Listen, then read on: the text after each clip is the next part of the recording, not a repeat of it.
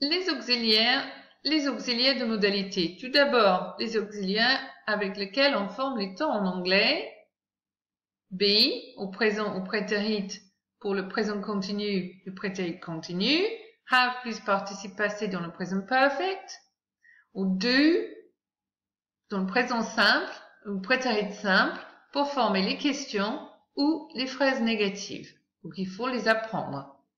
Les auxiliaires de modalité, quant à eux, expriment les notions telles que la capacité, l'obligation, la déduction, la permission, la probabilité, etc., ou bien le futur, car il n'existe en vérité que deux temps en anglais, le présent et le passé. On emploie donc les auxiliaires de modalité pour exprimer d'autres notions.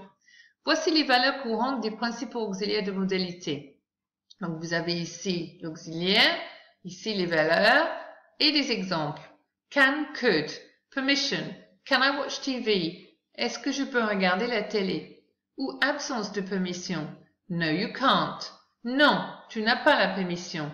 Capacité. I can run very fast. Je peux courir vite. He can read. Il sait lire.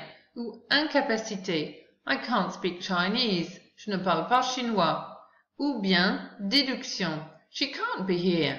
Ce n'est pas possible qu'elle soit là. It could be a bird. Cela pourrait être un oiseau. Must va indiquer les notions d'obligation ou interdiction. You must arrive at 8. Tu dois arriver à 8 heures. You mustn't be late. Tu ne dois pas être en retard. Déduction. She must be ill. Elle doit être malade.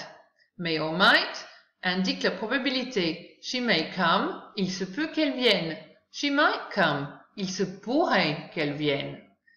Will indique le futur. I will come. Je viendrai. Would indique le conditionnel. I would like to live in Canada. J'aimerais habiter au Canada. Should indique un conseil. You should come. Tu devrais venir. Il y a des différents pourcentages de déduction de probabilité. Par exemple, ici, la 1, she can't be here. Ce n'est pas possible qu'elle soit là. 80% d'impossibilité. Sujet plus can't plus verbe. Le 2, avec must, she must be ill. Elle doit être malade. 90% de possible. 50% possible, moins sûr, avec may. She may come. Il se peut qu'elle vienne. 45 seulement possible avec might ou could. She might come. Il se pourrait qu'elle vienne. Ou it could be a bird. Cela pourrait être un oiseau. Attention, les auxiliaires de modalité ne sont pas des verbes. Ils n'ont pas d'infinitif, donc le to devant, et ils ne varient pas selon la personne lorsqu'ils sont conjugués. I can, you can, he, she, it can. On ne met pas d'es, par exemple, comme au présent simple. Ils sont suivis d'un verbe en base verbale, donc le verbe sont le to. Ils sont jamais suivis d'un verbe en ing, ni précédés de la préposition to, qui indique un infinitif. Et il ne peut pas être précédé d'un autre auxiliaire. On ne peut pas dire I can, will, par exemple.